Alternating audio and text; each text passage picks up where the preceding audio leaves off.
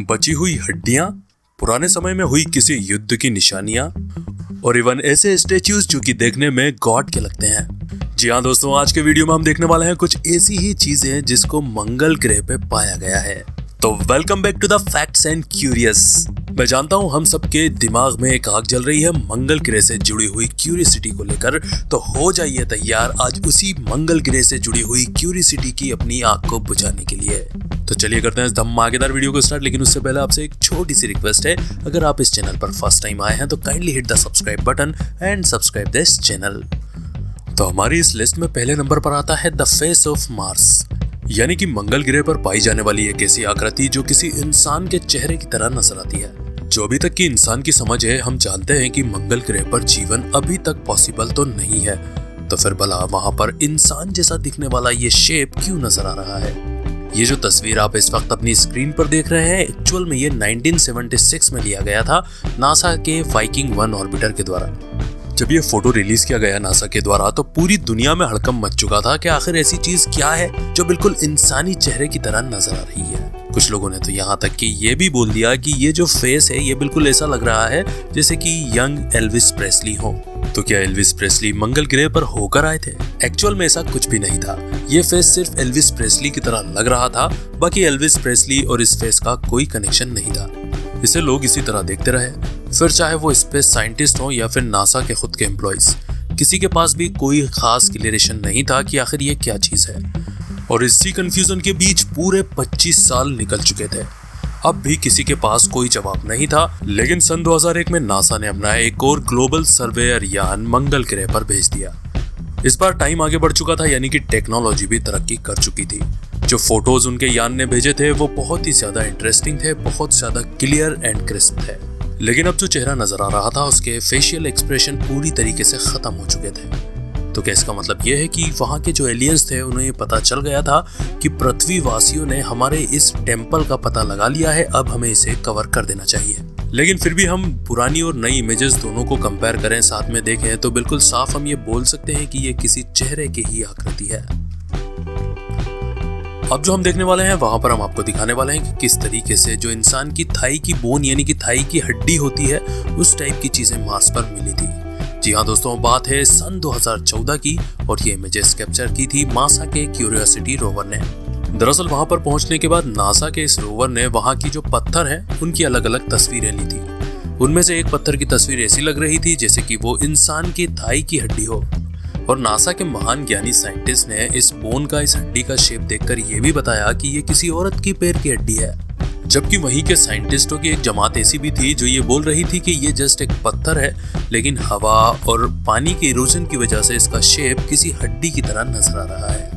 वैसे ये बात भी बिल्कुल सही है कि देखने पर ये बिल्कुल ही किसी हड्डी की तरह नजर आती है। आप खुद भी देखकर यही कहेंगे कि ये बीच में हड्डी दबी हुई है।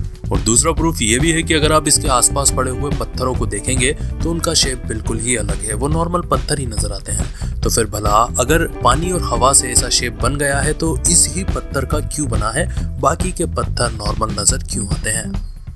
यहाँ पर दो सवाल खड़े होते हैं। या तो ये साइंटिस्ट जो बोल रहे हैं कि ये जस्ट एक पत्थर ही है वो सही बात भी हो सकती है, और दूसरी बात ये हो सकती है कि वो दुनिया से कुछ सच्चाई छुपाना चाहते हैं। अब हम देखने वाले हैं नासा के कुछ रहस्यमयी मोर्स कोड्स को। ये बात है सन 2016 की, जबकि नासा ने मार्स की कुछ यानी कि मंगल ग्रह की कुछ तस्वीरें ली थी। ये जो तस्वीरें थी ये नॉर्मल नहीं थी, बल्कि इसके अंदर जो शेप्स नजर आ रहे थे वो बहुत ही ज्यादा बिज़ार थे, यानी कि बहुत ही ज्यादा अनकॉमन थे। जैसा कि आप देख सकते हैं ये बहुत ही ज्यादा अजीब और गरीब फॉर्मेशन है। देखने में ऐसा लगता है मानो बड़े बड़े काले कलर के कोई पत्थर हैं जिसको एक ऐसे क्रम में जमाया गया है मानो वो कोई कोड्स हो। शायद अब में से बहुत से लोग जानते होंगे कि मोर्स कोड्स होते हैं, और इनके जो शेप्स हैं, जो लाइंस हैं, जो डॉट्स हैं, वो देखने में बिल्कुल ऐसे नजर आ रहे थे मानो ये मोर्स कोड हो। तो ये जजमेंट लगाए गए कि हो सकता है ये उनकी कोई भाषा है, कोई लैंग्वेज है। हो सकता है कि वो भी हमारी तरह सोचते हो कि दूसरी दुनिया पर भी जीवन है, और इस टाइप के कोड्स यानी कि इस टाइप की भाषा उन्होंने जानबूझकर उकेरी हो ताकि हमारे जैसे लोग या दूसरी दुनिया के लोग जब वहां से गुजरे तो वो उनके इस सिग्नल को समझ जाएं। तो नासा की एक साइंटिस्ट जिसका नाम था वेरोनिका बे, उन्होंने इस कोड को डिकोड करने की कोशिश करी, यानी कि उसका ट्रांसलेशन करके देखा कि आखिर इसका मतलब क्या निकलता है।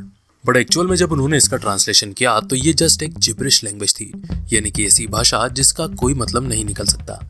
और अगर मैं इन कोड्स का ट्रांसलेट करके आपको दिखाऊं तो उसका मतलब था नी नेड जेब 60NN DEIBEDH SIEFI EBEEE SSIEI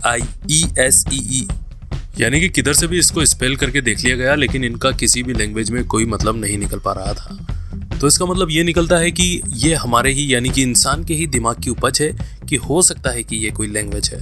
और दूसरी बात ये भी हो सकती है कि ये कोई एलियन लैंग्वेज हो जिसको अभी तक हम समझ नहीं पाए हैं।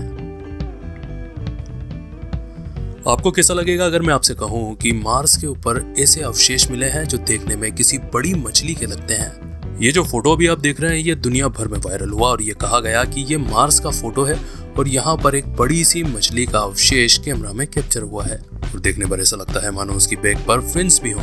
और ये जो इमेज है ये भी नासा के क्यूरियोसिटी रोवर ने क्लिक की थी।